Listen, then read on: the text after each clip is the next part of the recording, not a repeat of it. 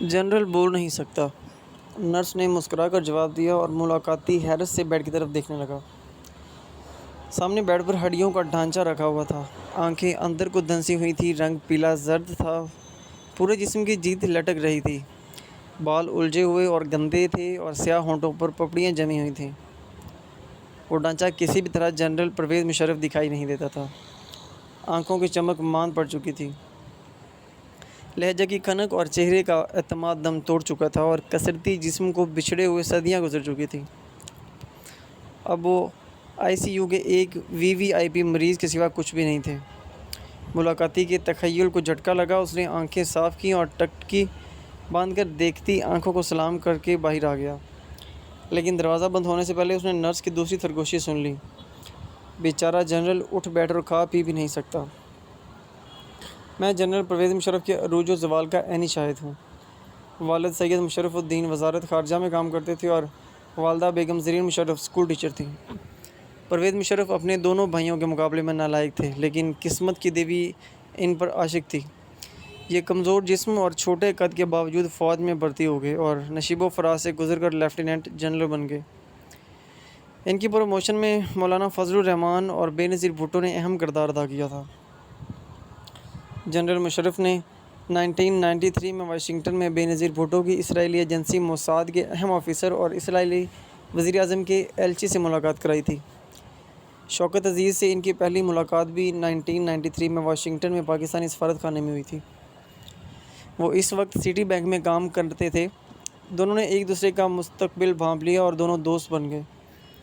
یہ 1995 میں corps commander Mangla تعینات ہو گئے اور ان کا خیال تھا کہ یہاں سے ریٹائرڈ ہو جائیں گے، لیکن 1998 میں انہوں نے اپنا سامان بھی پیک کر لیا تھا اور یہ ریٹائرمنٹ کے بعد اپنا ٹھکانہ بھی تلاش کر رہے تھے، لیکن پھر اچانک قسمت کی دیوی ان پر مزید مہربان ہوئی اور میاں نواز شریف نے سینئر جنرلوں کو مسترد کر کے جنرل پرویز مشرف کو 7واں آرمی چیف بنا دیا۔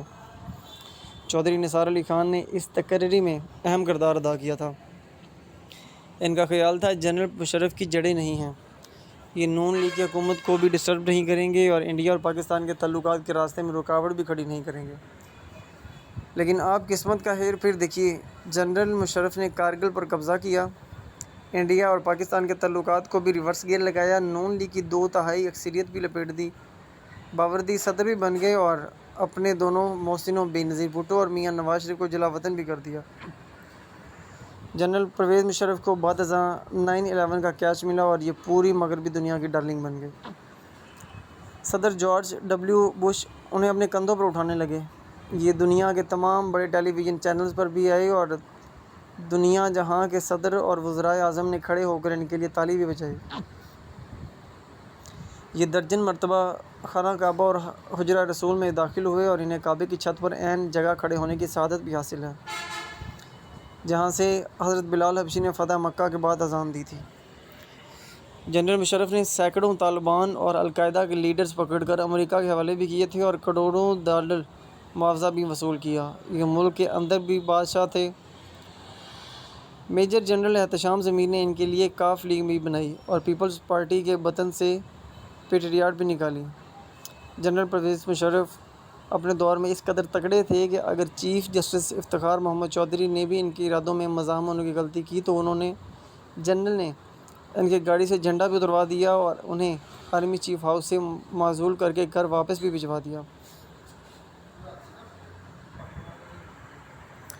اگر جامعہ حفصہ کی بچیوں نے مدرسہ خالی کرنے سے انکار کیا تو جنرل پرویز مشرف نے مدرسہ اور مسجد دونوں توپوں کے گولوں سے اڑا دی اور یتیم بچیوں کی لاشیں رات کے اندھیرے میں دفن بھی کرا دی۔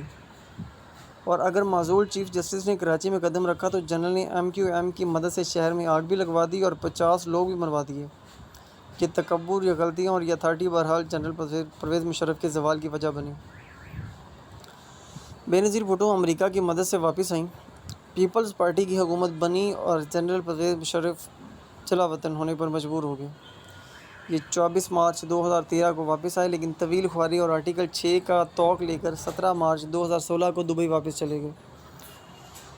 جنرل راحیل شریف نے انہیں باہر بھجوانے میں اہم کردار ادا کیا تھا۔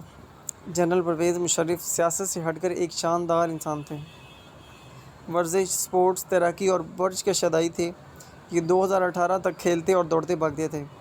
آواز میں بہت جان اور گفتگو میں استدلال تھا۔ یہ بڑے سے بڑے جگادری کو بھی چند لمحوں میں چت کر دیتے تھے۔ جسم میں جذبہ اور گرماش بھی تھی۔ ہاتھ کی گرفت تگڑی اور یادداشت لاجواب تھی۔ شغلے میاں کے عادی تھے۔ روز دوستوں کی محفل لگاتے تھے اور انہیں زندگی کے لاتعداد واقعات سنا کر حیران کر دیتے تھے۔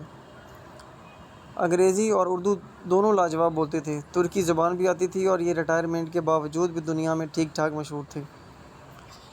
ان کی زندگی بھی اچھی چل رہی تھی۔ UAE کے شاہی خاندان نے لندن میں بھی اپارٹمنٹ لے کر دیا تھا اور دبئی میں بھی، لیکن پھر بھی 2018 کے آخر میں اچانک ان کا وزن گرنا شروع ہو گیا۔ جسم کے مختلف حصوں میں دردیں بھی ہونے لگیں اور معدے اور پیشاب کا نظام بھی بگڑ گیا۔ درجنوں ڈاکٹرز نے معائنہ کیا لیکن ان کے مریض کی تشخیص نہ ہو سکی۔ 2019 کے آخری ماہ آ گئے لیکن بیماری کا سرا نہ مل سکا۔ یہاں تک کہ امریکہ کے ایک ڈاکٹر نے رپورٹوں کی بنیاد پر اعلان کیا جنرل پرویز مشرف کو امیلوئڈوسس نام کی بیماری ہے اور بیماری انتہائی کم ہوتی ہے۔ دنیا میں اس وقت اس کے صرف 25 مریض ہیں اور علاج بھی ابھی تک دریافت نہیں ہوا۔ 3-4 ادویات کا ٹرائل چل رہا ہے لیکن یہ بھی حتمی نہیں ہے۔ ڈاکٹر نے انہیں ٹرائل ادویات دینے کے لیے امریکہ آنے کی دعوت دے دی، لیکن آپ جنرل پرویز مشرف کا زوال اور امریکہ کی طوطا چشمی دیکھیے۔ اس امریکہ نے انہیں ویزا دینے سے انکار کر دیا جس کی پوری کابینہ ایئرپورٹ پر ان کا استقبال کیا کرتی تھی۔ یہ جس کی پارلیمنٹ سے خطاب کیا کرتے تھے اور یہ جس کے لیے افغانوں سے بھڑک گئے تھے۔ بہرحال قصہ مختصر، جنرل پرویز مشرف کا علاج لندن اور دبئی میں شروع ہو گیا۔ یہ ایک انتہائی تکلیف دہ عمل تھا۔ ان کے بون میرو میں انجیکشن لگایا جاتا تھا اور یہ درد سے تڑپتے اور منتیں کرتے تھے اور دیکھنے والوں کی آنکھوں میں آنسو آ جاتے تھے۔ یہ سلسلہ بھی سال بھر چلتا رہا مگر یہ دوا بھی کام نہ آئی اور آہستہ آہستہ ہسپتال کے بیڈ تک محدود ہو کر رہ گئے۔ کھانا پینا معطل ہو گیا، چلنا پھرنا بھی مفقود ہو گیا اور آخر میں بول چال بھی بند ہو گئی۔ انہیں اب نلکیوں کے ذریعے خوراک اور آکسیجن دی جا رہی تھی۔ یہ پاکستان واپس آنا چاہتے تھے، حکومت بھی انہیں لانا چاہتی تھی مگر یہ سفر کے قابل نہیں ہیں اور انہیں جو بھی اس حالت میں دیکھتا ہے وہ اپنی آنکھیں خشک کرنے لگتا ہے اور جنرل مشرف کے عروج کا زمانہ اس کی نظروں کے سامنے آ جاتا ہے۔ بے شک خدائی صرف خدا کی قائم رہتی ہے۔ لا ریب ہم سب محض انسان ہیں، ہڈیوں گوشت اور خون کا بدبودار مغلوبہ، اور بے شک ہم اور ہمارا غرور، ہم اور ہمارے عہدے اور ہم اور ہمارا عروج و زوال، یہ سب قدرت کے اس کارخانے کے فرش کی میل بھی نہیں ہے۔ ہم بس آوارہ دستک کی طرح آتے ہیں اور ہوا کے جھونکوں کی طرح چلے جاتے ہیں اور ہمارے پیچھے صرف عبرت کی کہانیاں رہ جاتی ہیں، اور وہ بھی کتنی دیر، 2 4 5 10 سال، اور اس کے بعد طویل اندھیرا اور ناختم ہونے والا سکوت ہوتا ہے۔ یا پروردگار ہمیں معاف کر دے، ہم عصر کے بیٹے ہیں، ہم اس دنیا سے خسارے کے سوا کچھ بھی نہیں ہیں سمیٹ پاتے۔ صرف تو ہی ابد ہے اور تو ہی آخر ہے، بس ہمیں معاف کر دے، ہم اپنی جانوں کے سب سے بڑے ظالم ہیں۔